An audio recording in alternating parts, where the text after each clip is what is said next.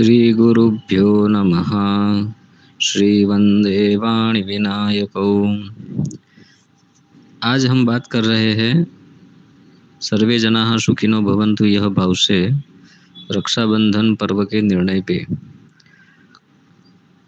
अभी जो हम पढ़ रहे हैं, काफ़ी लोग पढ़ रहे हैं, भद्रा नामक जो संयोग बन रहा है, तो उसके डर से, उसके भय से भद्रा में रक्षाबंधन कार्य नहीं करना चाहिए या करना चाहिए, इस विषय में हम प्रकाश डालने की कोशिश कर रहे हैं। क्योंकि यह ज्ञान है और नहीं ज्ञान है न सदृशम पवित्रम, यानी ज्ञान ही पवित्र है और प्रकाशित है और प्रकाश देने वाला है। पहली बात तो यह है कि हमें किसका मत ग्राह्य करना चाहिए, किसका नहीं करना चाहिए।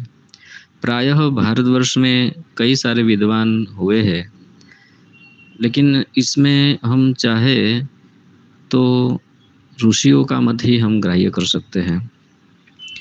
तो यहाँ पहले ये बात स्पष्ट कर लें कि ये जो भद्रा है, कई लोगों को ऐसा लगता है कि अब ये 2-3 सालों से ही क्यों ऐसा हो रहा है, लेकिन ये सच नहीं है।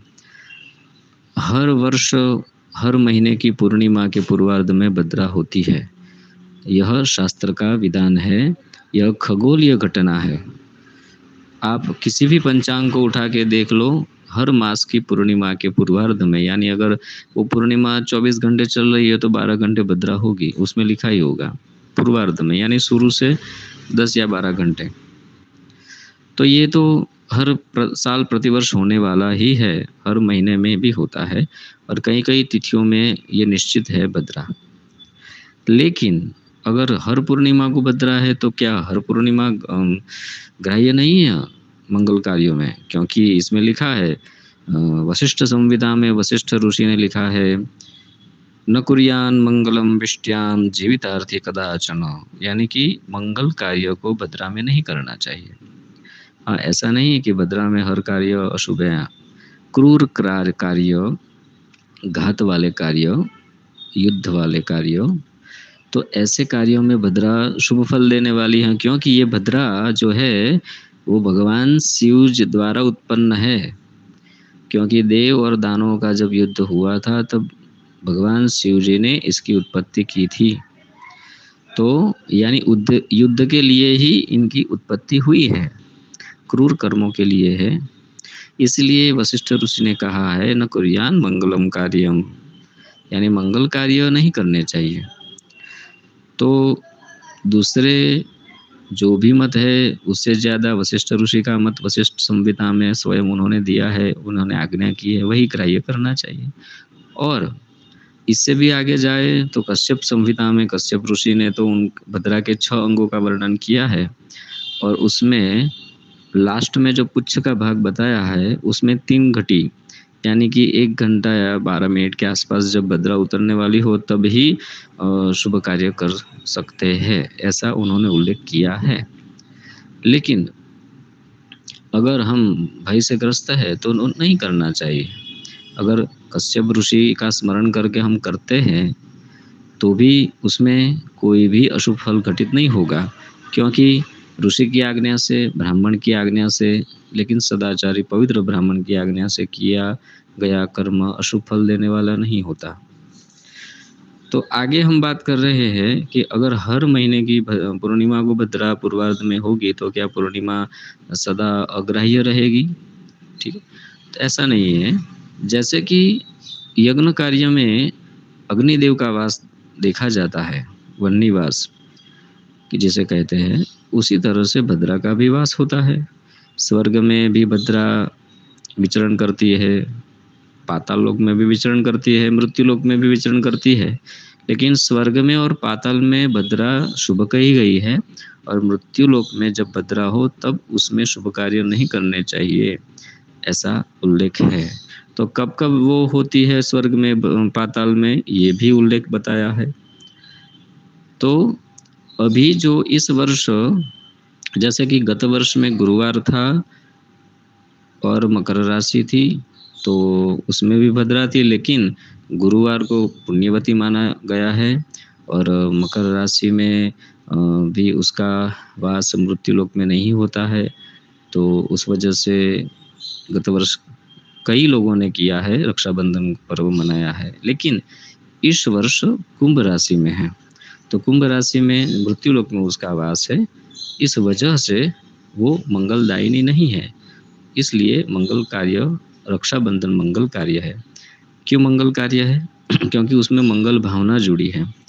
जैसे कि माता लक्ष्मी देवी ने अपने पति विष्णु नारायण परमात्मा को छुड़ाने के लिए, किससे छुड़ाने के लिए?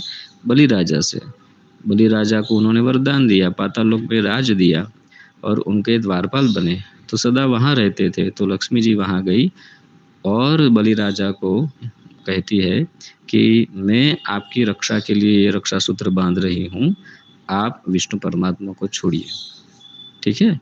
तो ये भावना है कि मेरे भाई की भी रक्षा हो और उस बदले में भाई भी बहन की रक्षा करे, ये परस्पर प्रीति भाव है, मंगल भाव है। तो अच्छे कार्य के लिए, मंगल भाव के लिए, उसका अच्छा फल मिले उसके लिए शुभ वेला ज़रूरी है। तो इस वजह से शुभ वेला में ये रक्षाबंधन कार्य कहा गया है और उसमें जो विधि बताई है उसमें ये भी आता है कि संवत्सरः सुखिं भवेत्, यानी जिसको रक्षा बाँधी जाती है वो संवत्सर है, यानी 1 वर्ष तक सुखी रहे। उसके जीवन में 1 वर्ष में जो भी बाधाएँ जो आने वाली है अगर, तो उसमें से वो निकल जाए और वो सुखी रहे, यह भावना है। तो यह भावना का नाश न हो, इसलिए अशुभ वेला में या अशुभ कार्य में, यानी अशुभ भद्रा में उसका ये मंगल कार्य नहीं करना चाहिए। क्योंकि उसमें वशिष्ठ ऋषि ने लिखा है कि तत्सर्वं नाशतां व्रजेत, यानी कि जो भी मंगल कार्य किया गया हो उसका नाश होता है।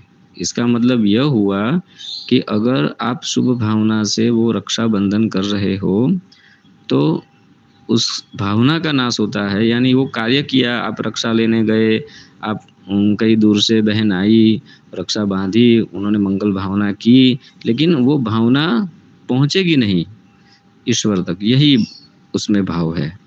ऐसा नहीं है कि अभी तक इतने सालों से जो भद्रा आ रही है हर पूर्णिमा में और कई बार रक्षाबंधन किया होगा, तो अशुभ फल मिलने वाला है, ऐसा नहीं है। तत्सर्वं नाशतां व्रजेत, मंगलस्य नाशतां व्रजेत। जो भी मंगल भावना है, जो मंगल कार्य कर रहे हैं, वो शुभ फलदायी नहीं होगा। यानी अशुभ फल का उसमें उल्लेख नहीं है, लेकिन शुभ फलदायी नहीं होगा। यानी आपने जो भी तप किया, कर्म किया, समय लिया उसके लिए, वो उगेगा नहीं, वो शुभ फल नहीं देगा। यही भाव है। तो हम चाहते हैं, आशा करते हैं कि ये पर्व बहुत आगे से चला आ रहा है। तो इस साल कुंभ राशि में है भद्रा का, तो मनुष्य लोक में, पृथ्वी लोक में, मृत्यु लोक में उसका वास है। तो इस वजह से रात 9 बजे के बाद रक्षाबंधन कार्य करना चाहिए। यह कई विद्वानों ने अपने अभिप्राय दिए हैं। यही मंगल कामना और मंगल भावना के साथ शुभम भवतु। श्री गुरुभ्यो नमः। सर्वे जनाः सुखिनः।